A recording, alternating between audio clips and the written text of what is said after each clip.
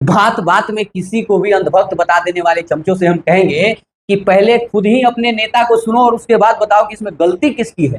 School पढ़े हो ना हिंदुस्तान में? स्कूल पढ़े ना? आप मुझे बताओ, आपने स्कूल में हिस्ट्री की तो किताब पढ़ी होगी, उसमें ओबीसी की हिस्ट्री कौन सी थी, कहां थी? उसमें कहीं लिखा था ओबीसी की हिस्ट्री के बारे में? कुछ लिखा था? मैंने तो नहीं पढ़ा।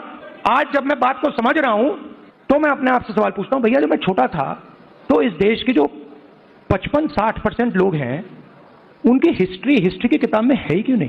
भारत की आजादी से लेकर के 60 वर्षों तक शासन इनके ही परिवार के लोगों का रहा, तो क्यों नहीं किसी ओबीसी समाज के महापुरुष का इतिहास में वर्णन हुआ, इतिहास में पढ़ाया गया? और क्यों नहीं किसी जनरल समाज के भी महापुरुष को इतिहास में पढ़ाया गया? और क्यों नहीं किसी एससी एसटी समाज के भी महापुरुष को इतिहास में पढ़ाया गया? ये गलती तो इनके पूरे के पूरे परिवार की ही है। और यही नहीं, बाबा साहेब अम्बेडकर जिनका संविधान में एक अहम योगदान रहा, उनको कैबिनेट मिनिस्ट्री से इस्तीफा केवल और केवल इनके परिवार के कारण ही देना पड़ा।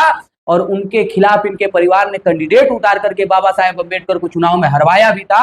और इन लोगों ने दिल्ली में बाबा साहेब अम्बेडकर को 1 गज जमीन तक नहीं दिया अंतिम संस्कार के लिए। और ये लोग बात करते हैं आज संविधान बचाने की, ये लोग बात करते हैं लोकतंत्र बचाने की, जिनके शासनकाल में किसी भी हिंदू शासक का इतिहास में वर्णन नहीं किया गया।